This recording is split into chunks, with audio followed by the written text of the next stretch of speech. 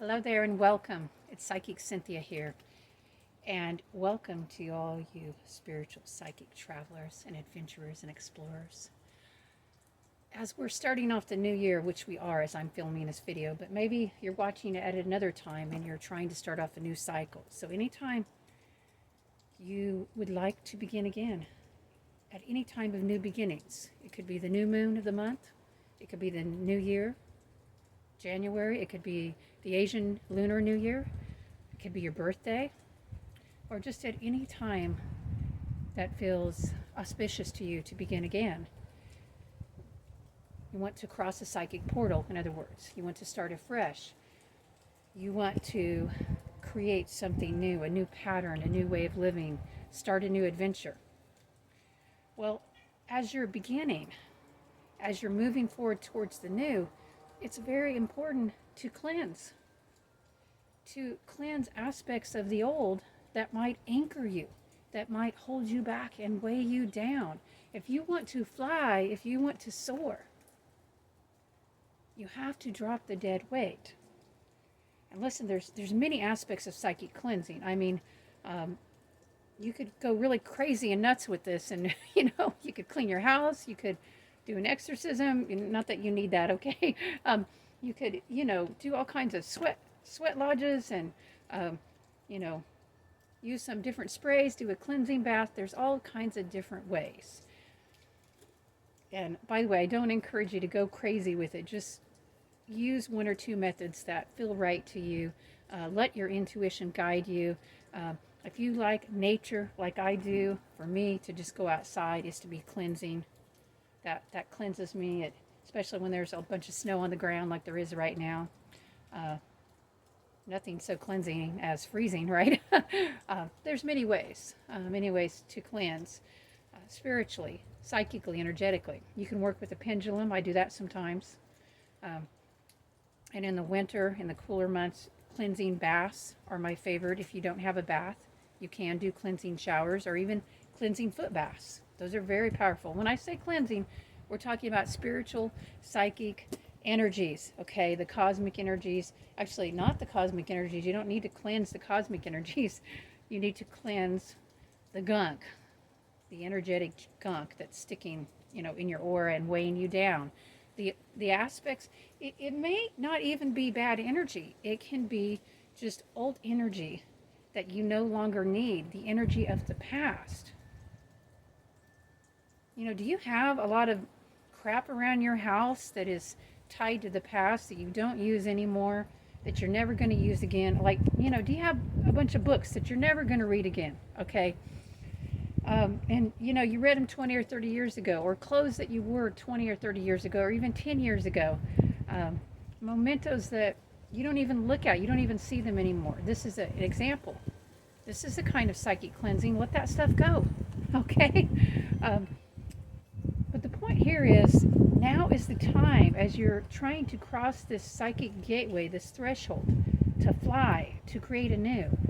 Now is the time to release any energies or emotions, any vibrations that are holding you back, that are not needed anymore, that are not helpful, and especially to release any energies or emotions that are not yours. So you might want to make that an affirmation, what I just said. You can say simply to yourself something like, I now release any energies or emotions that are holding me back, that are no longer serving me, that are no longer beneficial or helpful. I now release any energies or emotions that are not mine or that are not needed. Or you can simplify it and simply say, I now release any energies that are no longer serving me or my higher good. Or however you want to word it. Work with these words, work with the affirmations. I find that reprogramming the mind is very powerful. Using your voice to state it out loud. Your voice is a tool. And, stating something like that out loud, instead of, all the other negative crap we often state out loud about our lives and the complaining and, stating our fears. And we all do it, okay? I'm not preaching at you. I've been guilty of it too. Okay, so uh, it's a reminder just to use our voice to speak sometimes what we would like to manifest. So, and to allow yourself to be free. That's part of what it is. You have to free yourself to move forward. That might sound simplistic, as I'm saying it, but it's true. You have to like kick off the dead weight of the past and move forward. Now that doesn't mean you have to do anything radical necessarily. I mean, it might in some situations. A lot of time it's more about an inner feeling of cleansing and purifying.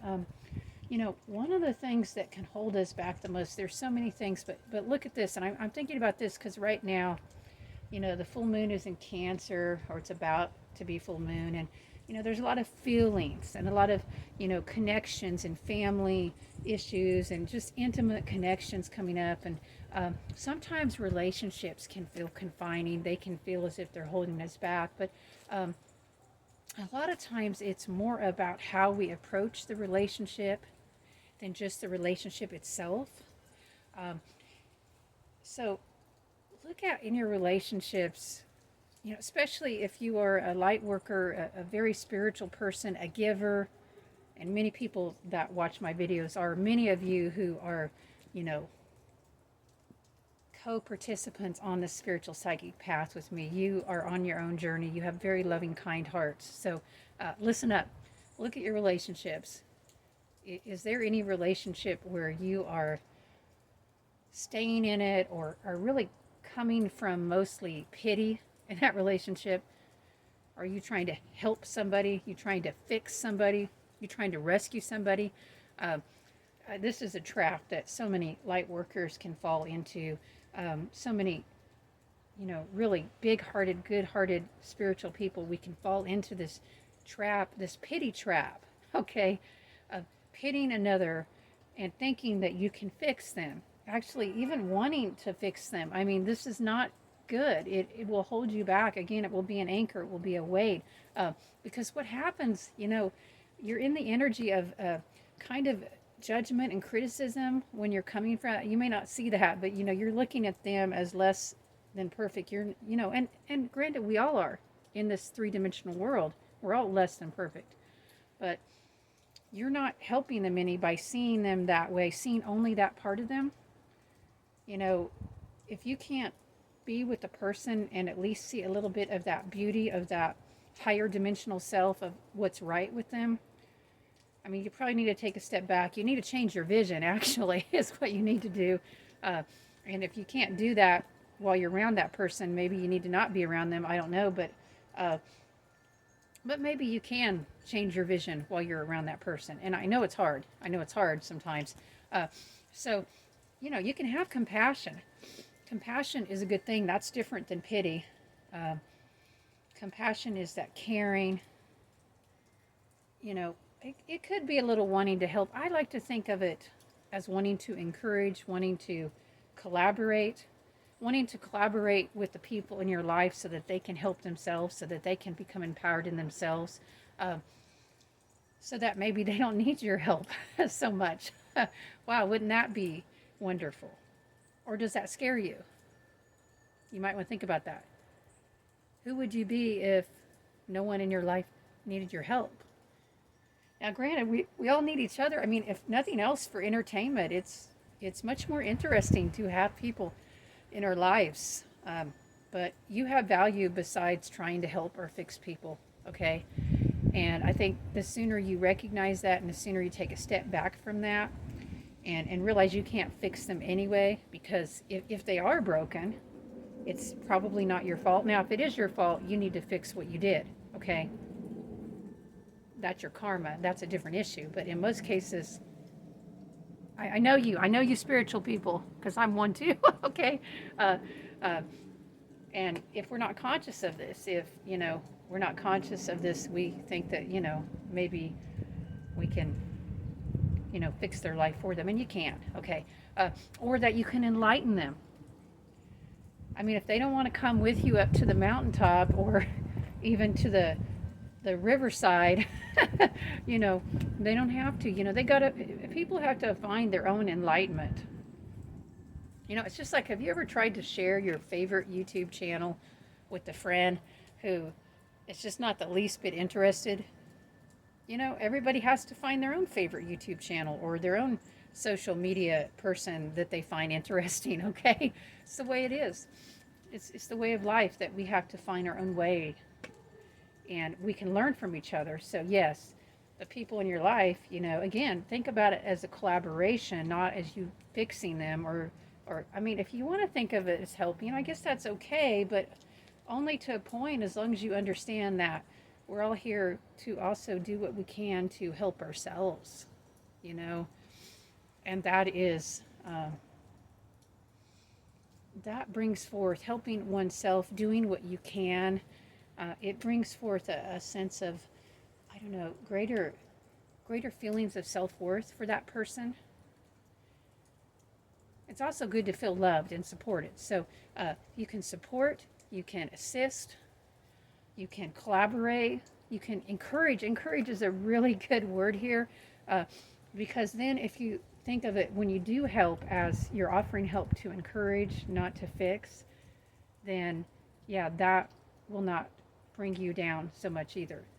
And by the way, when others receive pity help, as I call it, when you're only helping them only out of pity, it's not the best for them either. I mean, it might kind of help in that moment, but again, it might lower their sense of self-esteem and self-worth, and that's not good. Okay, that's not going to help them ultimately.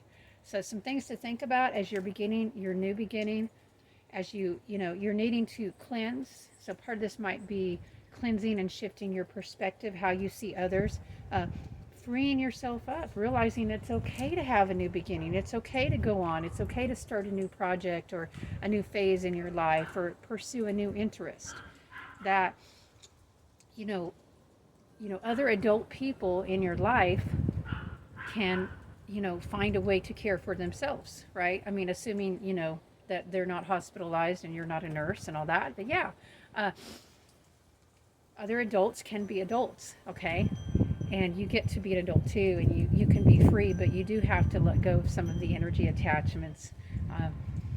And yeah, that can be hard. Some people define themselves solely by their energy attachments, and then that's why they never get to pursue their higher dreams. So don't be one of those people. Well, you don't have to be. I mean, you can be if you want to, but I would encourage you to consider there's another possibility if you want it. If you want to pursue your dreams, if you want to make this new start, if you want to begin again, if there's a path, a journey you want to go on, give yourself permission to explore it, and begin by just dropping some of that old dead energetic weight.